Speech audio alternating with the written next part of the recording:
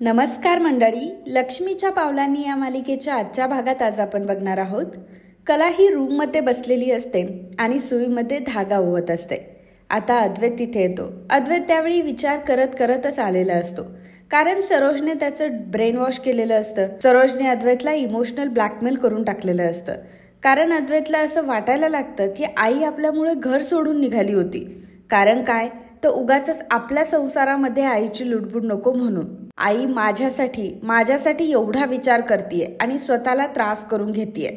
पण असं अजिबात होता कामा नये. माझ्या आईला कोणाकडूनही त्रास होता कामा नये, अगदी माझ्याकडून सुद्धा.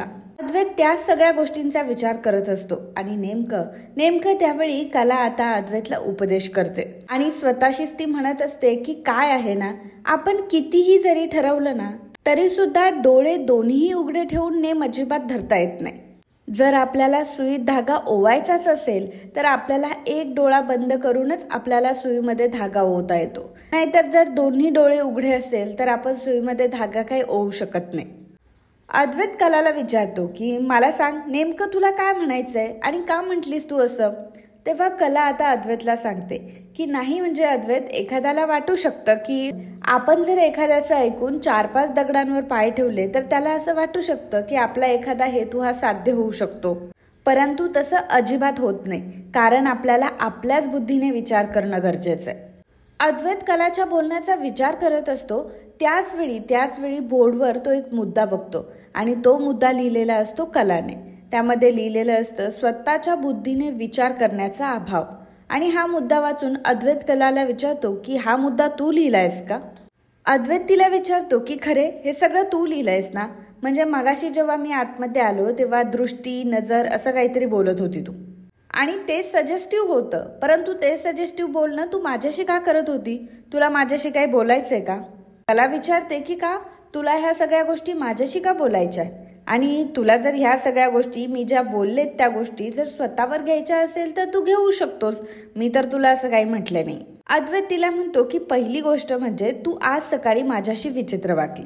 काय तर म्हणे ती ताकातली भाकरी मला खाऊन घातली, जे की मला चालत नाही. नंतर मग मला सॉरी म्हणण्याच्या नादामध्ये तू आलीस आणि मग मला तू 4 प्रश्न विचारलेस, आणि आता काय मला टोचून बोलतीयस का? नाही, म्हणजे मला एक गोष्ट कळत नाही की एवढा ॲटिट्यूड कुठून येतो ग तुझ्यामध्ये? कसा काय आला एवढा ॲटिट्यूड तुझ्यात? मी काय तुझा देणेकरी आहे का? तुझ्या दारामध्ये आलोय का मी? तुझ्या दारामध्ये येऊन मी काय तुझ्याकडे पैसे वगैरे मागतोय का? आता अद्वैत चिडून बोलत असतो, त्यामुळे कला म्हणते की चांदेकर, वाटेल ते बोलू नकोस. तेव्हा अद्वैत म्हणतो की वाटेल ते बोलणारच मी. तू ना आता माझ्यासोबत ना माइंड गेम खेळायला लागलीस. तू आता मुद्दाम गप्प वगैरे असतेस, मुद्दामून तू असं काहीतरी सजेस्टिव्ह बोलतेस जेणेकरून मी इरिटेट होईल. पण एक गोष्ट लक्षात ठेव हा, खरे मी अतिशय साधा माणूस आहे. मला ज्या गोष्टी पटतात त्या पटतात, ज्या गोष्टी नाही पटत त्या नाहीच पटत. आणि मला हे असं तुझ्यासारखं अडून नडून अजिबात बोलता येत नाही. समोरच्याला काबीज करून त्याच्याशी असं बोलता येत नाही. त्यावेळी कला आता मान हलवते. मग अद्वैत म्हणतो की का तू मान का हलवली? म्हणजे याचा अर्थ मी जे काही बोलतोय ते मान्य नाहीये तुला. जर तुला मान्य नाहीये तर मला ही गोष्ट पटवून दे की आता जे सुई धागा, जे तुझा दृष्टिक्षेप वगैरे काही ज्या गोष्टी आहेत ना त्या माझ्यासाठी नव्हत्या म्हणून. कला मनामध्ये म्हणत असते की नाही चांदेकर, मी असं नाही म्हणू शकत, कारण काय, मला प्रत्येक गोष्टीला होला हो नाही म्हणायचंय. त्यावेळी अद्वैत म्हणतो की झाली ना तू गप्प. खरं म्हटलं तर हाच आपल्यामधला मोठा डिफरन्स आहे. तू प्रचंड चालाक आहेस, आतल्या गाठीची आहेस. एखाद्याला तू अगदी मॅनिक्युलेट करून काहीही मिळवू शकते, परंतु मी मात्र त्यातला नाहीये. एक गोष्ट लक्षात ठेव, खरे आपण दोघंही एकमेकांपासून खूप जास्त वेगळे आहोत. मग अद्वैत आता एक पेन घेतो आणि त्या पेनने बोर्डवर आता एक समानताच्या कॉलम मध्ये त्याने क्रॉस केलेला असतो. अद्वैत हा कलाला सांगतो की बघ, आपल्यामध्ये फक्त आणि फक्त डिफरन्सेस आहे, आपल्यामध्ये समानता नावाचा काहीच प्रकार नाही. मला मात्र त्यावेळी अद्वैतकडेच बघत असते. तिला काय करावं, अद्वैतला कसं समजून सांगावं, त्याला कसं बोलावं काहीच कळत नसतं. तर इकडे संगीता आणि बाबा दोघेही बाहेर निघालेले असतात. तर संगीताच्या हातून डबे सुद्धा खाली पडत असतात. बाबा तो डबा उचलतात आणि म्हणतात की काय ग संगे, काय चाललंय तुझं, अशा वस्तू का पाडतीयस? तू संगीताचं कशावर काहीही लक्ष नसतं. ते बघून बाबा विचारतात की अगं संगे, तुला झाले तरी काय? त्यावेळी संगीता म्हणते की काही नाही हो, ते कलेचाच विचार नुसता डोक्यात चालू आहे माझ्या. आणि तुम्ही बघितलत ना, होळीच्या दिवशी, धुळवडीच्या दिवशी तिचा चेहरा कसा पडला होता ते. त्यावर बाबा म्हणतात की हो ग संगे, मला देखील तोच प्रश्न पडला होता. मी देखील त्याच गोष्टीचा विचार करत होतो आणि मला सुद्धा आता कलेची खूप काळजी वाटायला लागली आहे. त्या दोघांमध्ये नक्की काय चाललंय ना, हे समजायलाच मार्ग नाहीये. संगीता म्हणते की अहो, मी सुद्धा तिला खूप खोदून खोदून विचारण्याचा प्रयत्न केला, परंतु तिने मात्र टोलवाटोलवीच केली. बाबा संगीताला म्हणतात की संगे, अगं एक गोष्ट तुझ्या लक्षात आली का? ज्यावेळी जावे बापू आणि तिच्यामध्ये सगळं काही व्यवस्थित नसतं किंवा त्या दोघांमध्ये काहीतरी प्रॉब्लेम असतो, त्यावेळीच कला अशी वागत असते. संगीता म्हणते की हो हो, बरोबर बोलताय तुम्ही, असंच काहीतरी असणार. पण नेमकं काय चाललं असेल हो त्या दोघांमध्ये? त्यावेळी बाबा म्हणतात की हे बघ संगे, नवरा बायकोमध्ये जे काही प्रॉब्लेम असेल, जे काही असेल ते त्यांचं त्यांनी सोडवावं. हा म्हणजे आपल्या कलेचा प्रश्न वेगळा आहे, मान्य आहे मला. तू एक काम कर, थोड्या वेळानंतर तू तिला फोन कर, परंतु आता तुला मंडईत जायचंय ना, चल मग. संगीता मग बाबांचं म्हणणं ऐकते आणि म्हणते की ठीक आहे चालेल. तर इकडे रजनी ही किचनमध्ये स्वयंपाक करत असते आणि राहुलने जो डायनिंग टेबलवर सगळ्यांना व्हिडिओ दाखवलेला असतो की सोहमने अनामिकाला प्रपोज केलं, रजनी ही त्याच व्हिडिओचा विचार करत असते. रजनीच्या मनात एकच विचार असतो की सोहम कधी त्या अनामिकाला भेटला आणि कधी त्या दोघांमध्ये बोलणं झालं, कधी त्या दोघांमध्ये मैत्री आणि प्रेम झालं. तेवढ्यातच आता अनामिका तिथे आलेली असते. अनामिका रजनीला म्हणते की रजनी काकू येऊ का आतमध्ये? तेव्हा रजनी म्हणते की अगं ये ये ये. रजनी आता तिला आतमध्ये बोलवते. त्यानंतर रजनी तिला पाणी वगैरे देते. रजनीने अनामिकाला पाणी आणून दिलेलं असतं. अनामिका घरभर सगळीकडे नजर टाकत असते आणि मग रजनीला म्हणते की रजनी काकू तुमचं घर अगदी छान आहे हा. रजनी म्हणते की बरं अनामिका, तू का आली होतीस ग? म्हणजे सहजच आली होतीस का?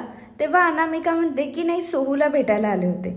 रजनी आता अनामिकाकडे बघते. तेव्हा अनामिका सांगते की म्हणजे सोहमला भेटायलाच आले होते मी इकडे. अनामिका तिला विचारते की मी सोहमला भेटू शकते का? तेव्हा रजनी म्हणते की अगं हो, उजवीकडून इकडे गेलीस ना तर पहिली रूम त्याचीच आहे. अनामिका आता तिथून सोहमच्या रूममध्ये निघून जाते. तर इकडे काजल मात्र त्याच गोष्टींचा विचार करत असते. सोहमने जे अनामिकाला प्रपोज केलेलं असतं, अनामिकाला त्याच्या मनातली गोष्ट सांगितलेली असते आणि त्या गोष्टीचा काजलला खूप वाईट वाटत असतं. काजललाच त्रास होत असतो. काजल विचार करत असते की अरे यार, याने याच्या आयुष्यात भजे तळावे नाही तर वडे तळावेत. मला या सगळ्याशी काय संबंध आहे? मला काय या सगळ्या गोष्टींचा त्रास होतोय? पण याला मला इग्नोर करायची काय गरज आहे? मला तर काही कळतच नाहीये की ह्या मुलाचं मी असं काय घोडं मारलंय ते. काजल एक विचार करते की मी आता एक काम करते, मी डायरेक्ट सोहमलाच कॉल करते. म्हणून काजल सोहमला कॉल करत असते. सोहमलाही त्यावेळी काजलशी बोलायचं असतं आणि सांगायचं असतं की त्याच्याकडनं खूप मोठी चूक झाली आहे. म्हणजे भांगेच्या नशेत त्याने अनामिकाला प्रपोज केलंय, परंतु त्याच्या मनात तसं काही एक नाहीये आणि हे त्याने फक्त तुला जळवण्यासाठी केलं होतं. परंतु त्याच वेळी तिथे अनामिका आलेली असते. अनामिका म्हणते की सोहम आतमध्ये येऊ का? त्यामुळे सोहम काजलचा कॉल कट करून टाकतो. अनामिका आतमध्ये आल्यावर सोहम तिला विचारतो की अनामिका तू आणि इथे? त्यावेळी अनामिका म्हणते की अरे मला उडता वगैरे येत नाही, सो माझ्याच गाडीने आली मी. अनामिका म्हणते की नाईस रूम, हा छान रूम ठेवली आहे, अगदी छान आहे, व्यवस्थित आहे.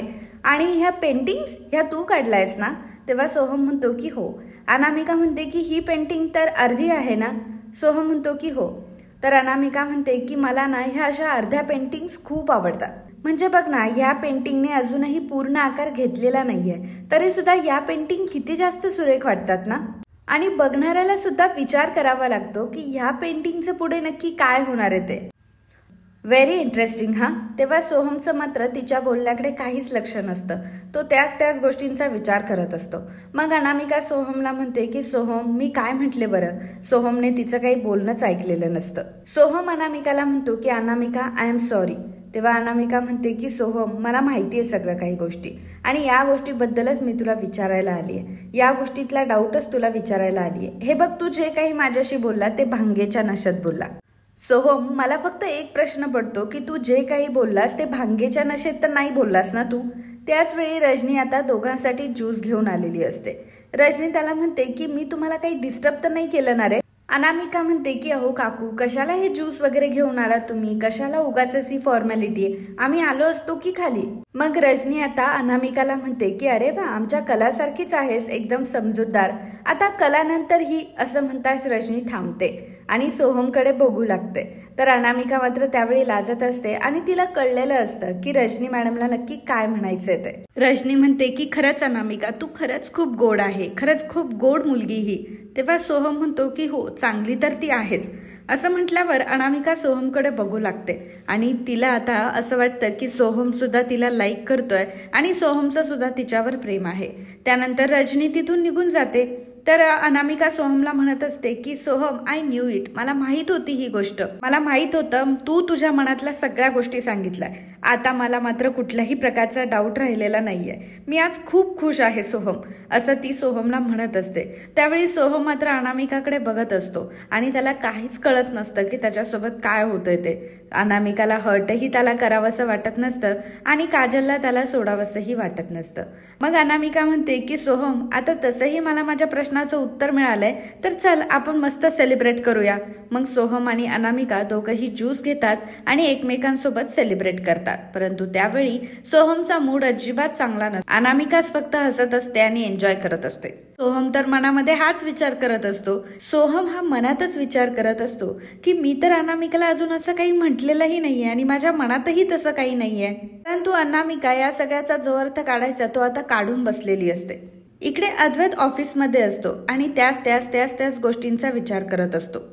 अद्वैतला आईचाच विचार मनामध्ये येत असतो की आई आपल्यासाठी घर सोडून जायला निघाली होती, काय तर आपल्याला मोकळीक मिळावी. खरे आणि मी, आम्ही दोघांनीही आमचे प्रॉब्लेम सॉल्व्ह करावे आणि त्यांच्यामध्ये उगाच मी येऊ नये म्हणून आई स्वतः घर सोडून जात होती. म्हणजे आई आमचा किती विचार करते असं अद्वैतला वाटत असतं. अद्वैत हा विचार करत असतो की खरंच आई आज खूपच अस्वस्थ होती आणि मला तिला असं अस्वस्थ अजिबात बघवत नाहीये. आज आईला अस्वस्थ मी बघू शकत नाही आणि आज खरंच ती खूप अस्वस्थ होती. तिच्या चेहऱ्यावरून दिसत होतं सगळं काही. परत मी तिला असं अस्वस्थ कधीच नाही बघू शकत. आईचं जाऊ देत, परंतु खरेच काय सुरू होतं. इनडायरेक्टली माझी आई माझ्यामध्ये काय काय भरवते किंवा मला काहीही सांगते असं खरीला म्हणायचं होतं का? तिला हे म्हणायचं होतं का की माझी आई कशा प्रकारे माइंड गेम खेळते म्हणून? मला एक गोष्ट कळत नाही की खरे असं कसं काय बोलू शकते. तिला आईचं आणि माझं रिलेशन माहितीये, आमच्या दोघांमध्ये कसं नातं आहे हेही तिला माहितीये, तरी सुद्धा ती असा कसा काय विचार करू शकते. आईमध्ये आणि माझ्यामध्ये या प्रकारचं सुद्धा बोलणं होतं, कारण आमच्या दोघांचाही बॉन्ड स्ट्रॉंग आहे आणि त्यामुळे आम्ही ओपनली सगळ्या गोष्टी शेअर करतो. पण मग या सगळ्या गोष्टीचा असा अर्थ होत नाही की आई माझ्या डोक्यात काहीतरी भरवते. पण मी तर माझा स्वतःचा विचार करतोय ना.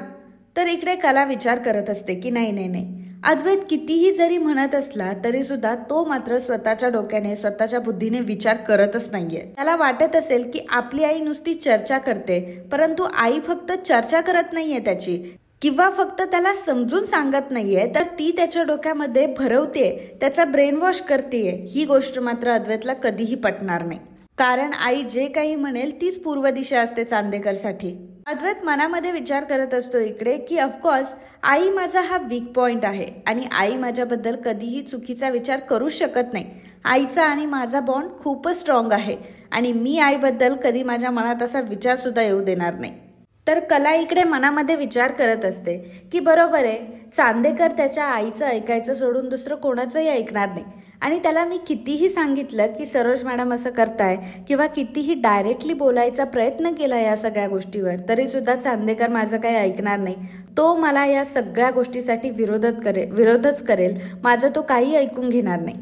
पण मग मी काय सांगते, मला काय म्हणायचं आहे, ह्या गोष्टी जर चांदेकरला समजल्याच नाही तर मग आमच्यातली ही गाठ कधी सुटणार आहे? आमच्यातलं नातं कधी चांगलं होणार आहे? आम्ही दोघंही एकमेकांशी कधी चांगलं बोलू? आमचं नातं कधी सुधरेल? याचा विचार आता कला करू लागते. कला याच गोष्टीचा विचार करत असते की आता आमच्यातलं म्हणणं मी कसं चांदेकरला पटवून देऊ, कसं सांगू की चांदेकर, संसार हा फक्त भिन्नता आणि समानता या गोष्टींवर नाही चालत, तर या दोन्ही सुद्धा गोष्टी पूरक असतात संसारासाठी. दोन्हीही गोष्टी हव्या असतात. परंतु चांदेकर नुसती समानता घेऊन बसलाय, त्याला विरुद्ध गोष्टी नकोच आहे आणि ज्या विरुद्ध गोष्टी आहेत त्यामुळे संसार हा सुखी होत असतो. या गोष्टी मी चांदेकरला कशा समजून सांगू? कला त्या गोष्टीचा विचार करत असताना इकडे संगीताही कलाच्याच बाबतीत विचार करत असते. कारण संगीतांच्या मनात कलाचा सोडून दुसरा कुठलाही विचार नसतो. कलाचं आणि अद्वैतरावांचं काय चाललंय, त्यांच्यामध्ये भांडणं झाली आहे का, कला एवढी डिस्टर्ब का आहे, या सगळ्या गोष्टींचा संगीता विचार करत असते. कारण जेव्हा होलिका दहनच्या वेळी संगीता आलेली असते त्यावेळी मात्र जो काही पराक्रम झालेला असतो तो पराक्रम संगीताने तिच्या डोळ्यांनी बघितलेला असतो आणि त्यामुळे तिला तिच्या मुलीची कलाची काळजी वाटू लागते. म्हणत असते की नक्की तिकडे काय चाललंय काहीच कळायला मार्ग नाहीये. मी एक काम करू का, मी डायरेक्टली कलेला फोन करू का, कलेला फोन करून सगळं काही विचारते. असं म्हणत संगीता लगेचच कलाला कॉल लावते. कलाला ती विचारते की काय ग कले, काय झालंय तुला. तेव्हा कला म्हणते की आई अगं कशाबद्दल बोलतीयस तू. संगीता विचारते की मला सांग कले तू कशी आहेस. तेव्हा कला म्हणते की अगं आई हे काय विचारतीये, मी बरी आहे. संगीता म्हणते की नाही कले, मला माहितीये की तू माझ्यापासून काहीतरी लपवतीये. होळीच्या दिवशी मी बघितलं की तुझा चेहरा उतरलेला होता आणि तेव्हा सुद्धा तू मला टोलवाटोलवीचीच उत्तरं दिली आहेत. कला मला खरं सांग, काही झालंय का कला. तर आता कलाला मनात विचार येतो की जाऊ दे, आईपासून काय गोष्टी लपवायच्या, निदान आईशी बोललं तर 2 गोष्टी आपल्याला समजतील सुद्धा, आपल्याला आपल्या प्रॉब्लेमवर सोल्युशन सुद्धा मिळू शकतं. मग कला आता इकडे तिकडे बघते आणि म्हणते की जाऊ दे आई, तुझ्यापासून काय ते लपवायचं. संगीताला ती सांगू लागते की आई मी काल सरोज मॅडमचं आणि चांदेकरचं बोलणं ऐकलं. त्या अद्वैतला सांगत होत्या की माझ्यामध्ये आणि चांदेकरमध्ये खूप फरक आहे आणि मी कशी अद्वैतसाठी एक चुकीचा जोडीदार आहे. आई अगं त्यांचं बोलणं ऐकून मला खरंच खूप वाईट वाटलं आणि मला ते अजिबातही नाही पटलं. मग संगीता कलाला विचारू लागते की अगं कला, मग तू सरोज मॅडमला काही बोललीस का, तू सरोज मॅडमला बोलायला पाहिजे होतं की तुम्ही असं का बोलताय माझ्याबद्दल. हे म्हणजे तर आता खूपच अवघड झालं. संगीतालाही आता टेन्शन आलेलं असतं. परंतु त्यावेळी अद्वैत हा घरी आलेला असतो आणि अद्वैत घरात येत असतो आणि कलाला मात्र या गोष्टीची भनकही नसते. कारण ऑफिस सुटण्याचा टाइम अजिबात झालेला नसतो. अद्वैत ऑफिसमधून घरी आलेला असतो. कलाला मात्र या गोष्टीबद्दल जराही माहीत नसतं. तर कला बोलत असते फोनवर. कला संगीताला सांगत असते की कसं आहे ना ग आई, मला ह्या गोष्टी पटतात. म्हणजे त्या त्यांच्या मुलाबद्दल पॉझिटिव्ह होऊ शकतात, त्यांचं त्यांच्या मुलावर प्रेम आहे ही गोष्ट मला समजते. पण आई एक गोष्ट खरी सांगू का, म्हणजे असं बोलू नये, परंतु सरोज मॅडमला मी अजिबात आवडत नाही. त्यांना मी या घरामध्येच नकोय आणि त्यामुळे त्या हे सगळं मुद्दाम करताय. आता कला जेव्हा संगीताला हे बोललेली असते त्यावेळी मात्र अद्वैत तिच्या मागे येऊन सगळं काही ऐकत असतो आणि अद्वैतने ऐकलेलं असतं की कलाने कशा प्रकारे माझ्या आईची चुगली केली, माझी आई हे सगळं मुद्दाम करते असं खरेला वाटतंय. आणि त्यामुळे अद्वैत खूप चिडलेला असतो आणि जोराने कलावर ओरडतो की खरे. आता कला स्वतः खूप घाबरलेली असते. कारण का बरं, तर अद्वैत हा दुपारी घरी आलेला असतो आणि संगीताला सुद्धा अद्वैतचा आवाज ऐकू आलेला असतो. त्यामुळे संगीताला सुद्धा खूप भीती वाटते की आता नक्की प्रकरण खूप चिघळणार आणि आता हे प्रकरण कुठल्या टोकाला जाणार. संगीता खूप घाबरत असते. कला आता खूपच घाबरलेली असते आणि अद्वैत आता कलाला जाब विचारत असतो की सांग मला, तू काय सांगत होती माझ्या आईबद्दल. आता घरातले अद्वैतचा तो एवढा मोठ्याने आवाज ऐकून सगळे जण तिथे जमा झालेले असतात. अद्वैत कलाला विचारतो की काय सांगत होती माझ्या आईबद्दल आणि कोणाला सांगत होतीस.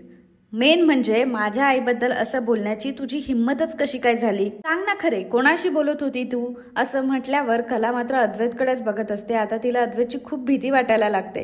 कारण जी गोष्ट अद्वैत समोर येऊ नये तीच गोष्ट नेमकी अद्वैत समोर आलेली असते. म्हणजे कलाला माहीत असतं की जर मी डायरेक्ट अद्वैतला या सगळ्या गोष्टी सांगितल्या तर अद्वैतला त्या कधीही पटणार नाही. कारण अद्वैतचं त्याच्या आईवर प्रचंड प्रेम आहे आणि त्या प्रेमापोटी तो मात्र त्याच्या आईच्या विरोधात कुठलीही गोष्ट ऐकून घेणार नाही. ही गोष्ट कलाला चांगलीच माहीत असते, चांगलीच ठाऊक असते. आणि नेमकं ती कलाकडून कळली असती तर एक वेळ बरं होतं. परंतु कला तिच्या आईशी बोलते आणि तिच्या आईचं बोलणं अद्वैतने हे ऐकलेलं असतं. त्यामुळे अद्वैतला कलाचा खूपच राग आलेला असतो आणि कलाला काय बोलावं ते कळत नसतं. अद्वैत कलाला विचारतो की सांग ना, कोणाशी बोलत होतीस तू.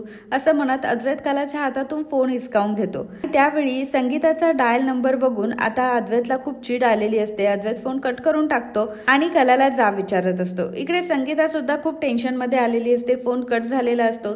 त्यामुळे तिकडे आता खूप मोठं महाभारत होणार ह्या गोष्टीची गॅरंटी तिला असते. संगीता आता रडायला लागते आणि म्हणते की देवा, अरे काय होऊन गेलं हे. त्याच वेळी तिथे दिनकरराव येतात आणि ते संगीताला विचारतात की संगे, अगं काय झालंय, तू का रडतीयस. तेव्हा संगीता म्हणते की अहो, मी कलेला फोन लावला होता. कलेचं आणि माझं बोलणं चालू होतं. कला तिच्या मनातलं मला सगळं काही सांगत होती आणि नेमका त्या बोलण्याचा खूप मोठा गैरसमज झालाय. सगळ्यांनाच त्या गोष्टीचा गैरसमज झालाय. अद्वैतरावांना खूप मोठा गैरसमज झालाय. बाबा विचारतात की अगं पण तू काय बोलत होती तिच्याशी आणि कला काय म्हणत होती. तेव्हा आता संगीता सांगू लागते की अहो, ती मला म्हणत होती की सरोज मॅडमला मी आवडत नाही आणि सरोज मॅडम हे सगळं मुद्दाम करताय असं ती मला सांगत होती.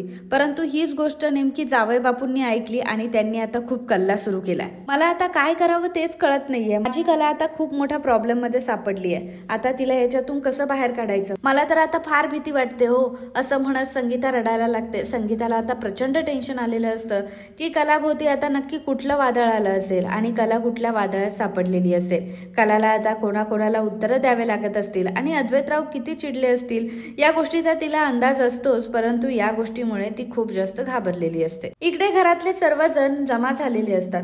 अद्वैत कलाला विचारतो की काय म्हटलीस तू, सरोज मॅडमला मी आवडत नाही आणि त्या हे सगळं मुद्दाम करताय असं तू तुझ्या आईला सांगत होतीस. मला सांग ना, काय मुद्दाम करतात त्यांना मी या घरामध्ये नकोय का. खरे मला या गोष्टीचं उत्तर दे की माझी आई काय मुद्दाम करते. काय सांगत होती तू तुझ्या आईला की माझी आई हे सगळं मुद्दाम करते म्हणून. आता त्याच वेळी सरोज तिथे आलेली असते आणि मित्रांनो, सरोज आता रिप्लेस झालेली आहे.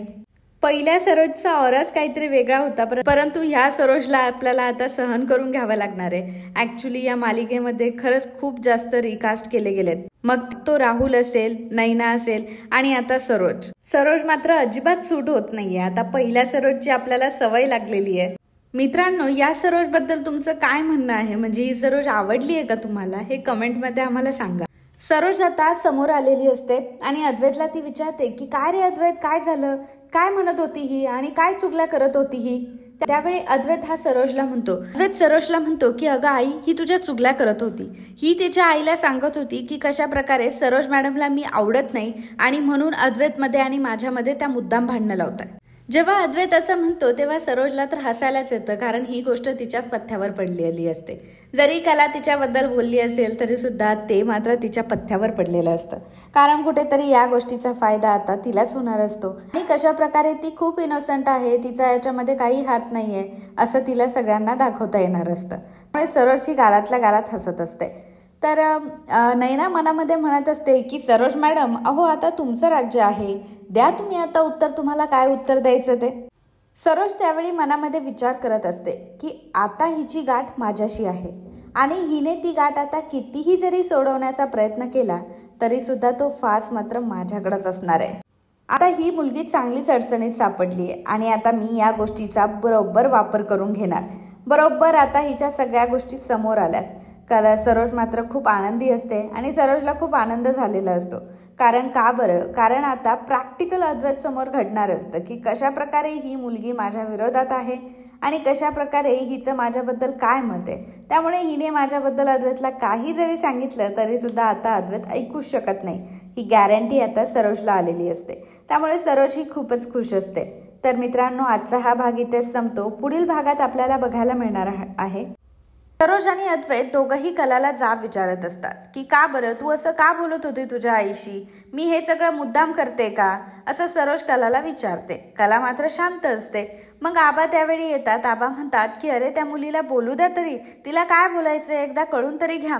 तर सरोज म्हणते की आबा, प्रत्येक वेळी तिला एक्सप्लेनेशन विचारायची काही गरज आहे का. नाही म्हणजे ही मुलगी माझ्याबद्दल इतकं वाईट बोलतीये, ही माझ्याबद्दल इतकं वाईट साईड तिच्या आईला सांगतीये, निदान तिच्या आईला तरी अक्कल नको का. तिच्या आईने कसं काही ह्या सगळ्या गोष्टी ऐकून घेतल्या. तिच्या आईचं कर्तव्य होतं की बाई ह्या गोष्टी मला सांगू नकोस. तिच्या आईने तिला ही गोष्ट नाही शिकवलीये का की सासूबद्दल असं बोलायचं नसतं म्हणून. आणि मी सुद्धा कोणाबद्दल बोलते त्या सुद्धा तशाच आहेत की तुम्ही सर्वजण एका माळेचे मणी आहात. तुम्ही खरे फॅमिली म्हणजे एका माळेचे मणी. संगीता आता पुन्हा एकदा कलाला कॉल करते आणि त्यावेळी कला आता सगळ्यांच्या रिंगणात उभी असते. संगीता खूप घाबरलेली असते. ती कलाला विचारते की कले, सगळं काही तिकडं ठीक आहे ना ग? तू ठीक आहेस ना ग कले? आता संगीताला तिची काळजी वाटत असते म्हणून संगीताने फोन केलेला असतो. मग कला आता संगीताला सांगते की आई, तू अजिबात काळजी करू नको. शेवटी ही लढाई माझी आहे आणि मलाच ही लढाई लढावी लागणार आहे. त्यामुळे तू या गोष्टीचं टेन्शन घेऊ नकोस. माझी लढाई आहे, मी बरोबर ती लढाई लढेल. तू मात्र या गोष्टीमध्ये पडू नकोस आणि या सगळ्या गोष्टीचं तू मात्र काहीही टेन्शन घेऊ नकोस. कलाने आता संगीताचा फोन ठेवून दिलेला असतो आणि कला आता सगळ्यांच्या रिंगणामध्ये उभी असते आणि कला स्वतः आता या सगळ्या गोष्टींना प्रत्युत्तर देणार असते. अद्वैतच्या प्रश्नांना, सरोजच्या प्रश्नांना, घरच्यांच्या प्रश्नांना, सगळ्यांना आता कलाला उत्तर द्यायचं असतं. तर मित्रांनो, कला आता कशा प्रकारे उत्तर देईल, कला स्वतःला कशा प्रकारे निर्दोष सिद्ध करेल आणि कशा प्रकारे ती सांगेल मी जे काही बोलत होते ते मी फक्त शेअर करत होते. आता जेव्हा अद्वैतला शेअर करायचं असतं तेव्हा तर तो त्याच्या आईकडेच जातो ना. म्हणजे खरे अशी आहे, खरे असंच करते, खरं तसंच करते, तिला मॅनेजच नाहीये, तिला अक्कलच नाहीये, आमचा संसार कधी टिकूच शकत नाही. या सगळ्या गोष्टी अद्वैत कोणाशी बोलायला गेला होता? त्याच्या आईशीच बोलायला गेला होता, सरोजशीच बोलायला गेला होता. सरोज आणि अद्वैतमध्ये एवढं डिस्कशन होतं, त्यांच्यामध्ये शेअरिंग केअरिंग आहे असं त्यांना वाटतं. मग जर कलाने एखादी गोष्ट जर तिच्या आईला सांगितली जी तिला पटत नाहीये किंवा तिला वाटली ती शेअर करावीशी, मग त्यात एवढं मोठं वादळ येण्यासारखं काहीच नाहीये. कारण कलाचा सुद्धा शेअरिंग पॉईंट तिची आई असू शकते. तिच्या आईला ती सगळ्या गोष्टी शेअर करूच शकते. तिच्या मनात जे काही चाललंय ते तिच्या आईला सांगूच शकते. त्यामध्ये एवढा मोठा इश्यू करण्याची काहीही गरज नाही. आणि स्वतः अद्वैतने ही गोष्ट समजून घ्यायला पाहिजे की ज्याप्रमाणे आपल्याला आपली आई आहे, आपण आपल्या आईसोबत कुठलीही गोष्ट शेअर करू शकतो, आपण आपल्या आईला काहीही सांगू शकतो. त्याचप्रमाणे तर खरे आहे. खरेने जर तिच्या आईला ही गोष्ट सांगितली जी तिला वाटली, तर त्यामध्ये वावगं असं काय? जे काही आहे ते बरोबरच आहे ना. आणि कोणाला सांगितलंय? आईलाच तर सांगितलंय. निदान अद्वैतने तरी हा विचार करायला हवा होता. कारण आपण जी गोष्ट करतो ती चांगली आणि दुसरी करतो ती वाईट असं अजिबात नसतं. आणि कलाला तो आता या गोष्टीच्या बाबतीत गृहीत धरायला लागलेला असतो.